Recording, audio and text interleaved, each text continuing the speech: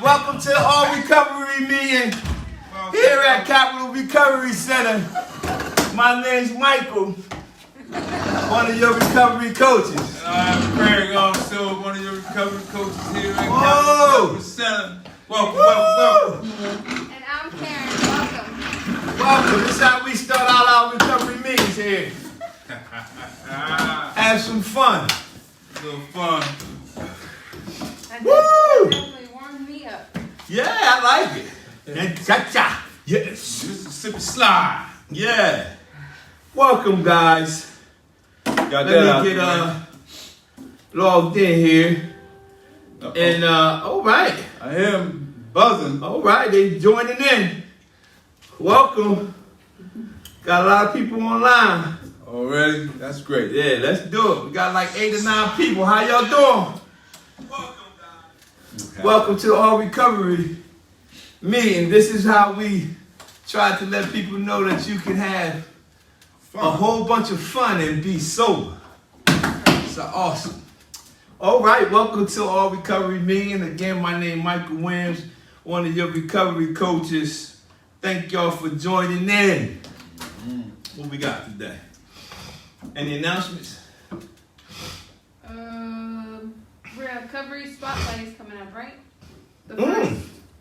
Since April's coming up. Yeah, we have another recovery spotlight that will be released the first Friday in April. Wow. So be looking out for that. We also love to do what we're doing. Thank you for joining in. How can someone be a part of that? I'll just submit the link. It will be a link in the on our page, Capital Recovery Center's Facebook page. There's a link on our page, and I also put the link into this comment section, and you fill out the information that goes along with the recovery spotlight, and you can be spotlighted for your success. Or someone that you know. Huh? Yep. Do we got any little house cleaning rules that we want to cover? Oh no, she ain't got it. All right, now she's good at her job. We just gotta let her go. Yeah. Gotta get rid of her. Keep her around for a couple weeks. Like, what's the topic today, Mike? top of the day, we're gonna talk about addiction, self-help groups, and 12-step groups. Wow. This nice. is something that we came across on addictionandrecovery.org, addiction, self-help, and 12-step groups. This is just to go over because we believe in multiple pathways of recovery. Not only do we believe in the 12 steps process, we also believe in, hey, how you doing today, sir? Who's that, Sean? Hey, you got it muted. You muted. Can you hear us? Oh, he's muted. You got to unmute your microphone, Sean. That's all He'll get it. Yeah. Just unmute your, look at the bottom of your screen. There's a microphone. Just unmute it so we can hear you. So again, we're going to talk, we believe in multiple pathways to recovery. Thanks for joining in. You can be on here with us live, sharing your testimony about how you came through your situations. And we will love to have you be a part of us. If you have something you want to share, just unmute yourself and we will stop and let you discuss what we're going over. All right, Mr. Dingle, what we got here? All right. I can read it if you want me to. If Karen can read it, it doesn't matter. You can start. You sure? Yeah. Mm-hmm. All right, let's get right into it. Addiction self-help groups and 12-step groups. All right. There are a few places in the world where you'll find more honesty and courage than in an addiction self-help meeting. It's one of the most amazing experiences you can have. Addiction self-help groups are not what you see on television or in the movies, right? So it says addiction self-help groups are an important resource of recovery for two reasons. Number one, first, they're effective. Millions of people have recovered through them. Second, they're free and universally available. Almost every country, every city, every cruise ship has a 12-step group. I didn't know that. Cruise ship? Wow. Okay, that's great. They're everywhere. They're everywhere. They're in the middle of the ocean. That's right. All right. There are many other kinds of recovery supports, including doctors, therapists, addiction counselors, and treatment programs. We are recovery coaches here, and this is a recovery center. All right, and so we are not counselors, we are not sponsors, we're not doctors, nor therapists. What we do here is basically empower those who are going through sobriety and recovery. All right, so that's my portion of reading that. All right, that's good stuff, man. I appreciate it, man. That college education. Hey, let me get this GED education in here. How addiction self-help group works. You can relate. You can decide if you have an addiction. You can go to an addiction self-help meeting and hear other people's stories and decide if there are any similarities between their stories and yours. You can always tell, do you have any similarities to my story, her story, his story? When you listen to us share our stories, just find out if you have any similarities that you can relate to our stories. You can overcome some of your denial about addiction. You can see that addiction can affect anybody. Good people with good jobs, good families, and a sense of humor can have an addiction. There, don't let that shock you. Don't let that thing shock you. That thing will jump on anybody. It doesn't matter. You may know that intellectually, but you need to believe it. Everybody likes to think that they're special, but addiction is one of those times when it's comfortable to know that you're not alone. You're not alone. You're not the only person that has went through this particular situation. However, you don't have to stay in that situation. Mm-hmm.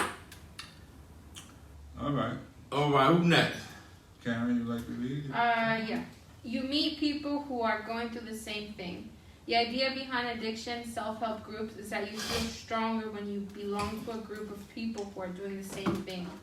Everybody's first reaction to addiction is to deal with it on their own. Addiction is an isolating disease. Self-help groups give you the chance to reach out and ask for help. Nice. Welcome, Mr. Sean. Welcome to our all recovery meeting today, sir. Are we able to share our screen today? No? We're still working on it. Yeah. All right. So for me, myself, I'm in recovery, and I have the pleasure of I really enjoyed a lot of NA and AA meetings that I attend. I also did a therapeutic community. And one of the things for me, when I first started doing group settings, I was kind of like very observant. And then once like the article says, I found someone that shared their story, and I had some similarities. Yeah. So I was able to relate because I knew what it was and what it was like to, experience some of the same events. And so what I learned in those groups was that we all had to keep it green. Yeah. And so to keep it green, we kept it down to the base level, whereas we kept it real.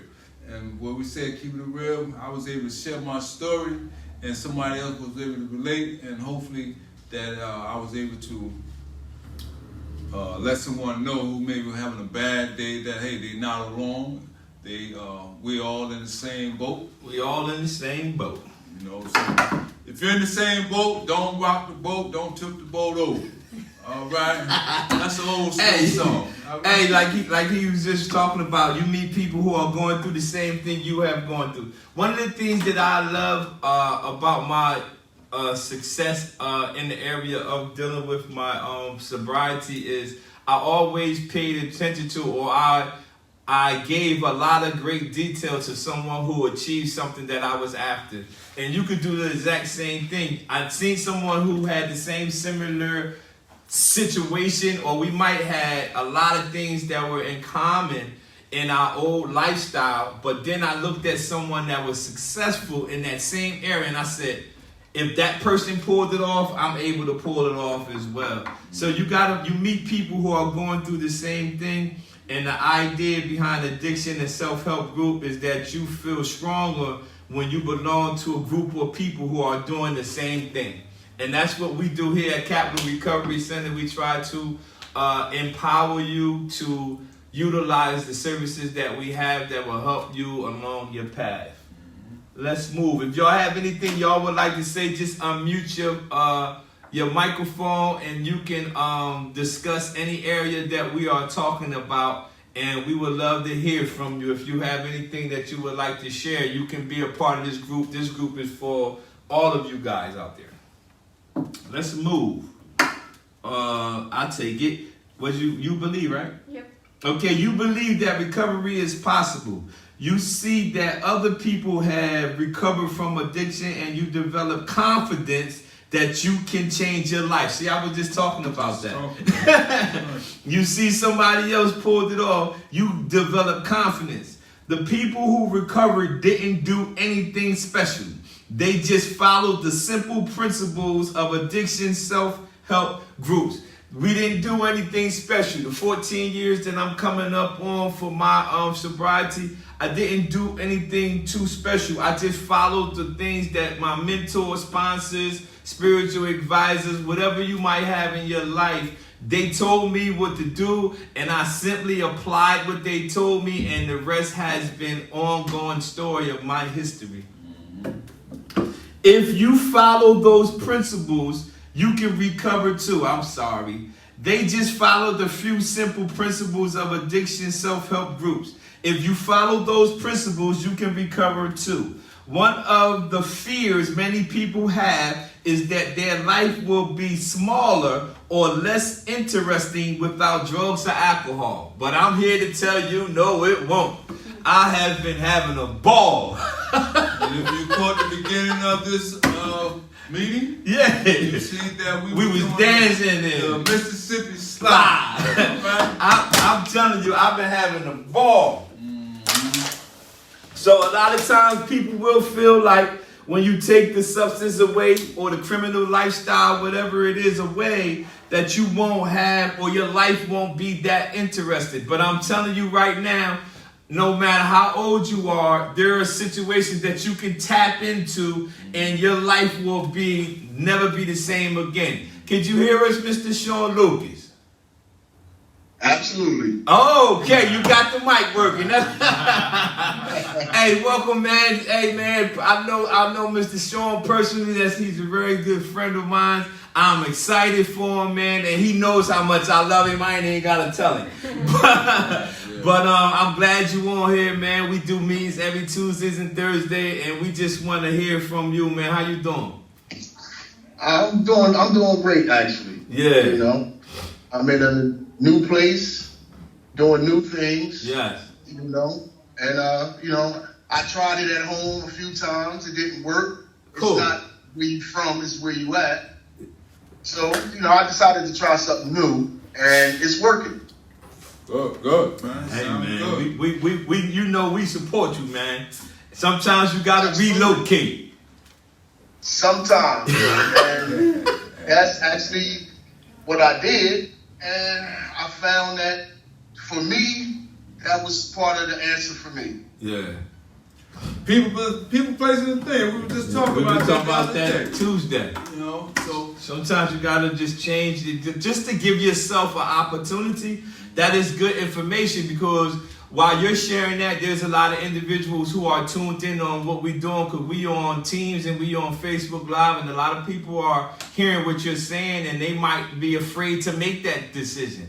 And they might think, well, I can pull it off at where I am, and they need somebody to say, listen, it's possible that other people might have pulled it off, but for you, you might have to relocate. Yeah. So, and one of the things I want to add to what we were just talking about, the having fear to open up or to be yourself or have a good time without the use of drugs. I know for me, when I was younger, when I first started experimenting with alcohol and marijuana, you know, and I shared this before, you know, I was one of them guys that was like, not shy, but like reserved when it came to, you know, talking to girls. So I thought, you know, once I had a drink, you know, that built my confidence, my courage. yeah.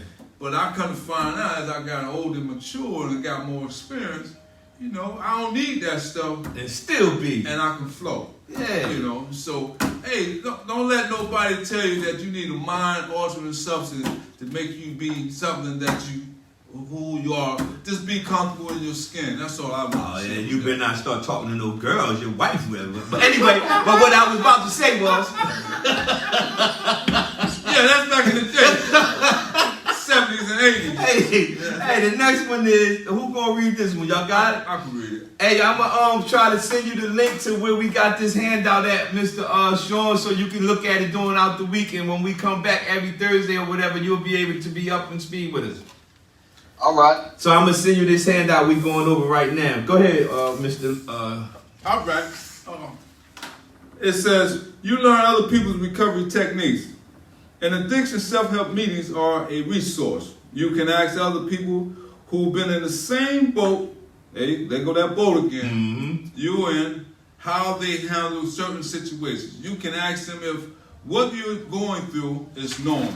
Some days you'll have an overwhelming urge to use, and it's good to know that other people have gone through the same thing and how they dealt with it. That's very important. Wow. We in the same boat. So what happens is it's a test question on for the CADC test, and it says that when a person is experiencing an urge to use, the best thing to do is normalize it. And what that simply means is when a person tell me, yo, I was thinking about using, or I had this urge to do, you need to let them know, listen, that's normal.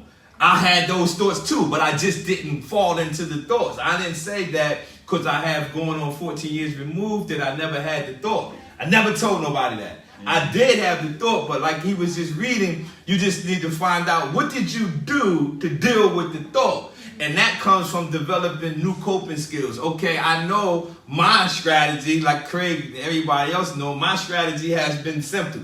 Anywhere but backwards. Like literally, whatever happens, I cannot use. No matter what urge I have, no matter how much money I don't have, no matter what arguments I get in, the only thing I have in my head is, okay, this is a bad day you have in here, Michael, but you can't use the drug. So that's the only coping skill I go to, no matter what situation it is. But you have to find that out and develop on your own as well. And for a lot of people, boredom can set in for a lot of people where urges can be overwhelming. And so when you find yourself inactive, because, you know, they say an active mind is a place to give room for other thoughts and ideas. So whenever you find yourself being bored or idle mind, it's a devil's workshop. That's what I was looking for. Yeah, I got you, brother. Man, you all right, man. You know hey, we're a team, man. We're a team. You know? Work hand in hand like a glove. You know what I'm saying? But anyway, yeah, so when you find, I know for me, when I find myself being boredom, I replace those negative thoughts with some positive thoughts.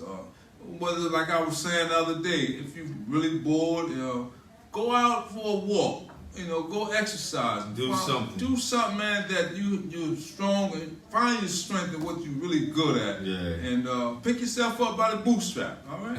I might joke around, but on the serious note, you have it. You got it. Yeah, you got it. You right on point, cause when we find ourselves, I can only speak for me. When I find myself having thoughts that I know that is going against the direction I'm trying to go, I remember I told y'all when I had got sick with the COVID-19 virus, I remember the withdrawal from the virus. It made me. It was reminiscent of me being sick from heroin. But instead of me, I was in the room and I'm sitting there like, yo, this is exactly how I feel when when I was that's all right. But this is exactly how I felt when I was kicking her on. But the thing that the addictive brain wanted me to do was sit there and start meditating on how I was feeling with her. But I didn't do that. I went straight and told my wife. I said, hey, listen. I'm feeling like how I felt with heroin. So, first thing, she starts shaking her head and starts sweating like, no. So first she was, but she said, we can't do that. So she started to encourage me, like, baby, it's okay. You sicking from this virus. You're not thinking about, but the difference was me saying something instead of me just, like you said, having it in my head and not telling nobody. Before, I would just say, I can't tell nobody that. They're going to think I'm weak. Or, but you got to remember that you got to verbalize it, and that comes from development. And that's good. You had a support system right there. Yeah, you need support. That's system. like with groups. Group setting, it's a support. That's what we here for. From one another. Just like when I was stuck. Yeah. You bailed me out just 2 minutes ago. Hey man, we work together. We help each other. We have one ultimate goal. And again, we here at Capital Recovery Center, we are recovery coaches, and we just simply use our experience to help individuals on their path in recovery. Me and Craig personally had a criminal lifestyle and a substance use history or past, and we use that to our advantage to help individuals who are going through it. Ms. Karen has experienced it on the other side, who she had a loved one who had the same issues. So her coping skills and her perspective comes from a different realm that I never understood. I wouldn't understand how she was seeing it when her loved ones was going through that. So that makes a great team because we're able to see it from everybody, our different perspective, and we can teach individuals from our own personal experience how we can help individuals in their path to recovery. Where we at, you guys? You won't be judged. You won't be judged. On you, Karen. Most addicts have difficulty sharing their emotions, partly because they're afraid nobody will understand them. Wow. And partly because they're afraid that they'll be criticized. So they bottle everything up inside, which makes them want to use even more. The people at an addiction self-help group won't judge you because they've heard it all before. They've done it all before. They know you're not crazy because of the things you do when you're using. You're addicted. So whatever story that a person may bring to the group is relevant because we can all, those who are in the group and those who are in recovery, can relate to 9/10 of the time. And, we know war stories when we hear war stories, and we know realistic stuff when we hear realistic stuff. So we won't judge you. We won't judge you. And like we say in therapeutic community, man, don't poke holes in somebody's story. Yeah. Because it may not work for you, but it may be good or beneficial to someone else in the group. It's not about judging you. It's about, I always believe, I know for a fact that when you share your particular story, some individuals don't have the courage to share their story. And when you share yours, they like, yo, he's sharing my story, or at least parts of it. You know what I mean? And you be like, man, I wish I had the say that. I wanted to say that, but I don't have the heart to say it. But he's saying it like, you know what I mean? And like he on point with it. Yeah, because I tell people all the time, now I'm able to laugh at the things. Me and Craig was just laughing at something that I told him I did when I was addicted with my wife, and we were sitting there laughing about how somebody had paid for something for her because she didn't have the money to pay for something. And when my wife told me, yo, yeah, the lady gave me the money to pay for this because obviously I was getting high. And I just told Craig, when she was saying that, I'm asking my wife, did she actually give you the money? Because I'm thinking about where the money at. I'm like, did she give you the money? Where the money at? You see, but now I'm laughing at that story. But at that time, it was so sick and disgusting that it was hurtful to my wife because she started crying like that. He's thinking about taking his money. But those stories are people who have similar situations would never share it. But when you share it, we won't judge individuals. We listen to your story so you can get your story out there and you can inspire other individuals. Yeah, that's what we call sick and suffering. Sick and suffering. Yeah. All right, who's up? You? I'll read it. All right. Where we at? You're reminded of the consequence of using? Yeah. All right. I can promise you that this will happen. After you've been clean and sober for 6 months or 12 months, it usually happens around those times. You'll feel stronger than you've felt in years. That's when the voice of addiction will tell you that you can control your use this time. This time will be different. This time you'll know what to do. You know, it's like I can hear that joke. Yeah, I can take a little bump. You can take a hit. I ain't gonna take it. Just do a whole bag. Just do one half a bag. Wow. That's the trickery of addiction. Addiction self-help meetings give you the chance to hear the stories of people who just come into the group, or the stories of the people who relapse and just come back. They will all tell you the same thing. They all felt that they could control their use. But it won't happen. You will never. I heard Delbert Boom. He said the guy was telling him, "Yeah, I'm only going to do one," and he said to him, "Man, you ain't did one since 1941. You gonna only do one? One or what? You ain't did one since you started." So, but our addictive brain would try to convince us, yo, you got it now. You know, you got 6 months, you got 12 months. Go ahead, you can do this. And that's the part that, you know what I mean, we all heard that same conversation and it pops up. Notice what you just read. It says, after you have been clean and sober 6 to 12 months, that's when they start coming. Yeah. I got it all together. I got it now. I got it all, but that's not true. That's the addictive brain. We're going to do a teaching on that one day. The addictive brain versus the normal brain. Mm-hmm. Yeah, I was just saying that before, remember? Yeah, you were looking it up? Yeah, I was looking it up. I got it. Huh? I said that was my biggest nemesis. What? Go ahead, share it. What? Through recovery, and I've been through recovery several times. Yeah. And every time I had a significant amount of time clean. After I had that time clean, my brain said, "You good." Go out and treat yourself. And I'll go out, and you know this personally, Nick, because it was that way when I was doing minor adjustments. I had a couple years clean. I was doing minor adjustments. I was feeling good. I had a good home. I said, you know what? I deserve one. You know? And that's been my biggest nemesis. Yeah. So this time around, I said, I can't let that happen. So what am I going to do to stop that when it happens? Because I know it's going to come. So like right now, I have 2.5 years in. Yeah. And I said, well, during that time, it came, and I had to learn a certain discipline. And it wasn't as hard as I thought it was, because my whole thing was, don't act on it. Good. Mm-hmm. Don't act on it. Talk to somebody. And I couldn't believe it, but eventually the whole thought just left. The whole thought just left. Mm-hmm. You know, and me, I was always selfish. Once I get it in my head, I'm going to run with it. Mm-hmm. But today, I don't run at all. You know, I have a beautiful wife. We talk about anything and everything. And, you know, I have a great support system. So I use my support system, something I never did in the past. I never used my support system. I always thought I could hide things from them. Yeah. You know, so but this time is different, you know, and my biggest nemesis is exactly what y'all talking about. That's right. Doing great and having some success and feeling, you know what?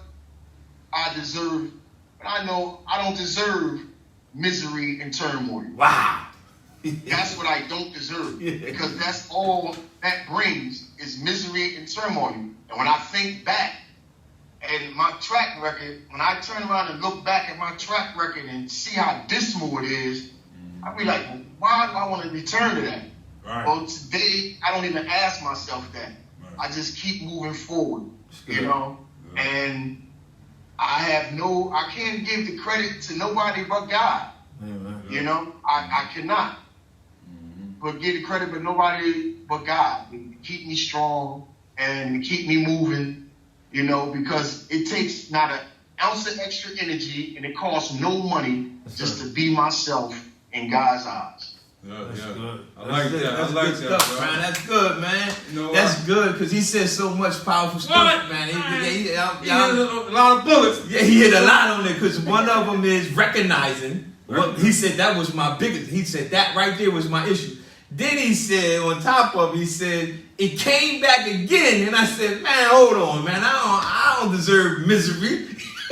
Right. He said, hold on, you deserve one. He said, nah, put the brakes on that. Because all that is misery and pain. And he said, I don't deserve that. I want to go back to that. I don't want to go. So that's good that he seen what his issue was.